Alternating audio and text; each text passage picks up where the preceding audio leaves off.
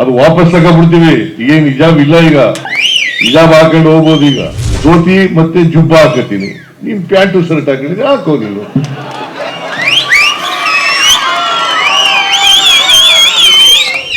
ಓಟ್ಗೋಸ್ಕರ ರಾಜಕೀಯ ಮಾಡಬಾರ್ದು. ಹಿಜಾಬ್ ಅದು ವಾಪಸ್ ತಗೊಂಡ್ಬಿಡ್ತೀವಿ. ಈಗೇನು ಹಿಜಾಬ್ ಇಲ್ಲ, ಈಗ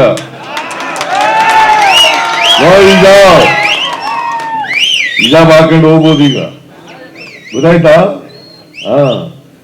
ಆದೇಶ ವಾಪಸ್ ತಗೊಳ್ಳಿ ಅಂತ ಹೇಳಿದ್ದೀನಿ ನಾನು. ಈಗ ಡ್ರೆಸ್ ಹಾಕೊಳ್ಳೋದು, ಊಟ ಮಾಡೋದು ನಿಮ್ಗೆ ಸೇರಿದ್ದು. ನಾನ್ಯಾಕೆ ನಿಮ್ಗೆ ಅಡ್ಡಿಪಡಿಸ್ಲಿ? ನೀವು ಯಾವ ಡ್ರೆಸ್ ಹಾಕತ್ತೀಯ ಹಾಕೊಳ್ಳಪ್ಪ, ನೀವು ಯಾವ ಊಟ ಮಾಡ್ತೀಯ ಮಾಡು, ನನಗೆ ಯಾಕೆ?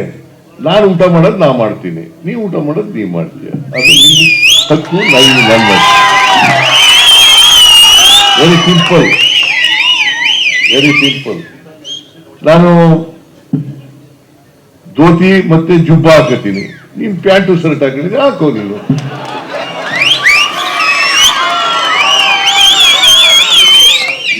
ಅಲ್ವಾ? ತಪ್ಪೇನಿದೆ ಇದರಲ್ಲಿ?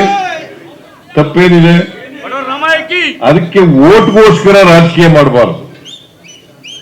ಓಟ್ಗೋಸ್ಕರ ರಾಜಕೀಯ ಮಾಡಬಾರ್ದು. ನಾವು ಓಟ್ಗೋಸ್ಕರ ರಾಜಕೀಯ ಮಾಡಲ್ಲ. ಈ ಸಮಾಜದಲ್ಲಿರ್ತಕ್ಕಂಥ ಬಡವರು, ದಲಿತರು, ಹಿಂದುಳಿದವರು, ಅಲ್ಪಸಂಖ್ಯಾತರು, ಅವ್ರಿಗೆ ನ್ಯಾಯ ಕೊಡ್ಲಿಕ್ಕೋಸ್ಕರವಾಗಿ ನಮ್ಮ ಸರ್ಕಾರ ಕೆಲಸ ಮಾಡ್ತದೆ. ಇದರಿಂದ ವಿಚಲಿತರಾಗ ಪ್ರಶ್ನೆನೇ ಇಲ್ಲ. ಇದರಲ್ಲಿ ರಾಜಿ ಮಾಡ್ಕೊಳ್ಳೋ ಪ್ರಶ್ನೆನೇ ಇಲ್ಲ.